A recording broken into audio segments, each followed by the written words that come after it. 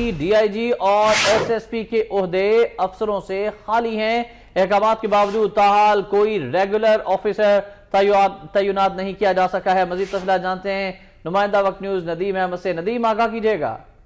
جی ہاں بالکل، apex committee کے اجلاس میں محکمہ اسپیشل برانچ کو بھرپور انداز سے فعال کرنے کے حوالے سے زور دیا گیا تھا، نہ صرف آج کے اجلاس میں بلکہ اس سے پہلے ہونے والے اجلاسوں میں بھی۔ مگر دوسری جانب اگر بات کی جائے محکمے کے حوالے سے تو محکمے کے اوپر پولیس کے افسران کی جانب سے جو ہے عدم توجہی کا شکار ہے محکمہ، اور کوئی نہ ہی ایڈیشنل آئی جی ہے اس محکمے کے اندر اور نہ ہی کوئی ریگولر ڈی آئی جی ہے، بلکہ ایکٹنگ چارج مختلف افسران کو سونپے گئے ہیں۔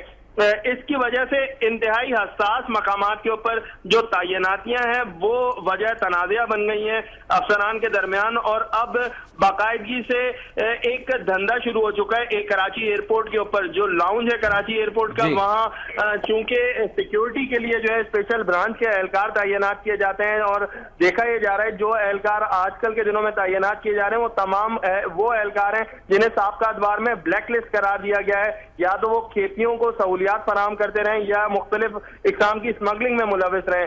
ایسے اہلکاروں کو دوبارہ تعینات کیا جا رہا ہے، جس کی وجہ سے محکمے کے اندر انتہائی ایک خلفشار پایا جاتا ہے۔ یہی وجہ ہے کہ اس حوالے سے ایک سسٹر آرگنائزیشن کی جانب سے باقاعدہ اسپیشل برانچ کے بارے میں رپورٹ ارسال کی گئی ہے اعلیٰ حکام کو، جس میں یہ استدعا کی گئی ہے کہ اس محکمے میں ریگولرائز افسران کو تعینات کیا جائے تاکہ اس قسم کی جو ایک ابہام والی کیفیت ہے وہ ختم ہو سکے۔ جی شکریہ آپ کا ندیم احمد۔